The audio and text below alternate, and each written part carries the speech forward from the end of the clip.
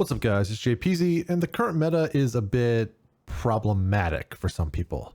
In this video, I'll be going over the details of what the current utility meta is and how to deal with it.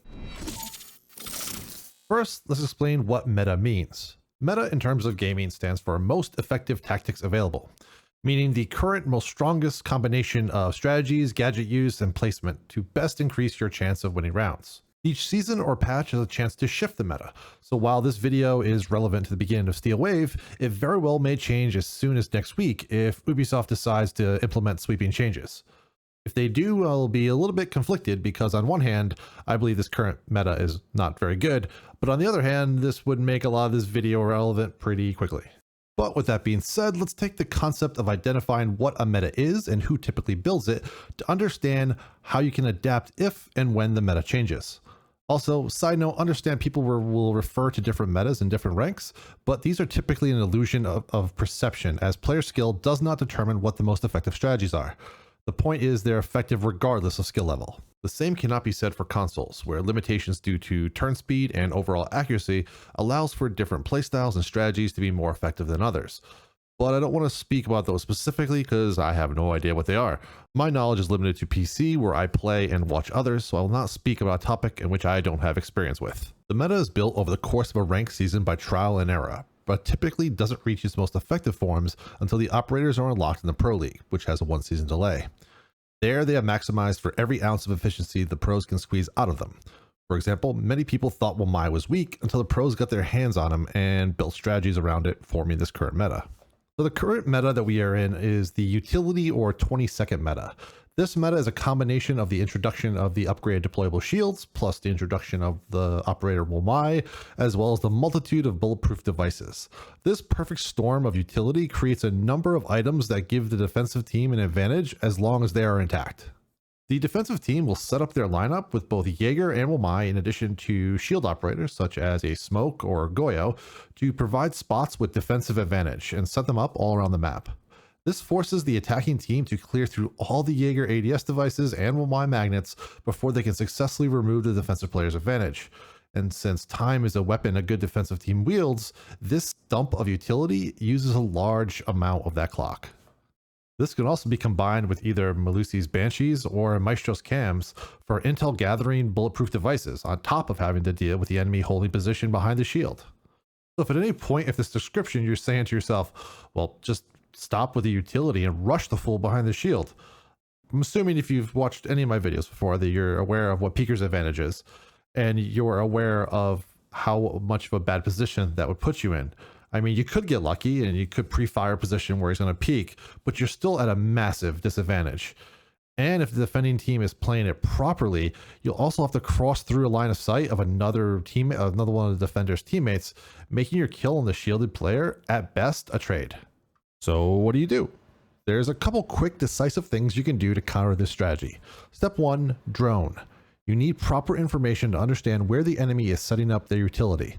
This is needed in any offensive tactic, so get that info.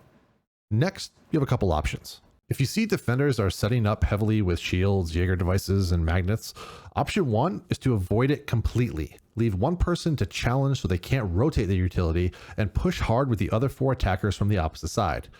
This is the most consistent and logical way to deal with it. It almost seems too obvious to even mention, but time and time again, I see teams slam themselves against the utility burn, underestimating how much there really is and wasting tons of time, and then only afterwards realizing they're out of throwables and then have to either push themselves into their death or then late in the round try and rotate with not enough time and lose to the clock.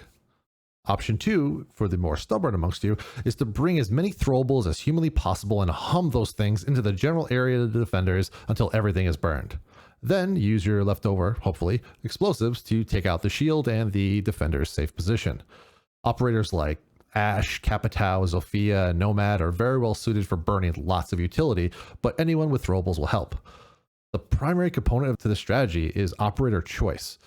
If you don't have enough people to burn the utility, then it will all be just a giant waste of time.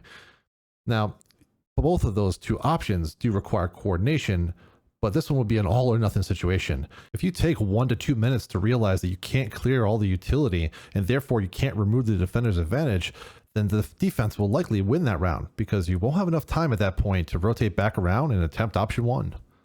Little sidebar for option 2. If vertical play is an option, removing shields from the fort below, for example, especially where Jaeger devices and magnets can't have an effect, is always the best option. Now, this requires droning and clearing of the other floors, but typically a far easier solution to removing those positions. Notice in the previous clip, as well as this next one, that the push starts to happen in the last 30 seconds. We're in a rush. And now, for this next clip, I'm going to start a counter with a number of projectiles that are thrown, attempting to flush out 2 players, just 2 players, in order to get control of server and bank in order to start our plan. Also note that this is solo queue with an uncoordinated group, so this is kind of an extreme example, but it shows very accurately what can happen.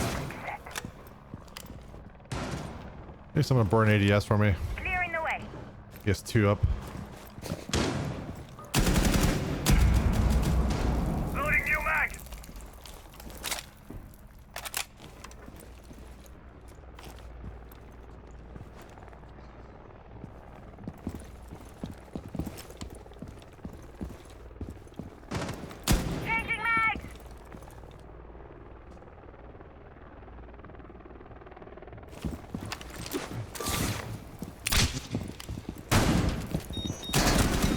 Got smoke.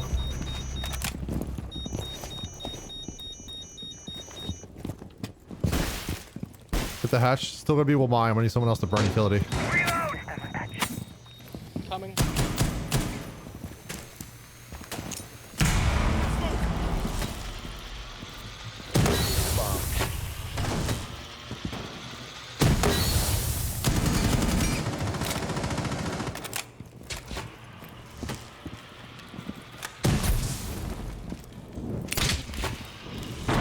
Jesus Christ. Setting off.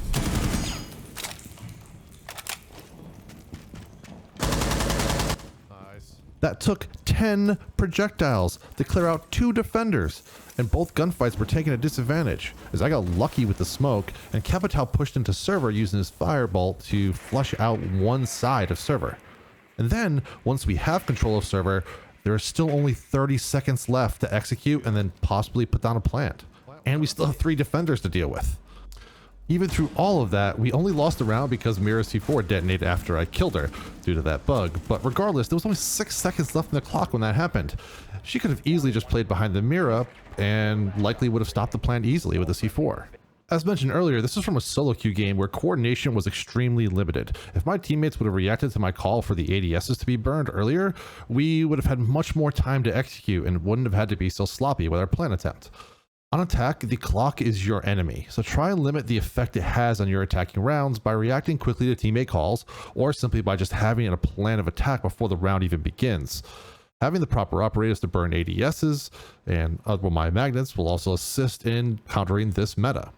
That way you can fight through and go for that execute with plenty of time remaining. I hope this helps you build your strategies and decision making, and as always, my name is Jpeasy. Take it easy.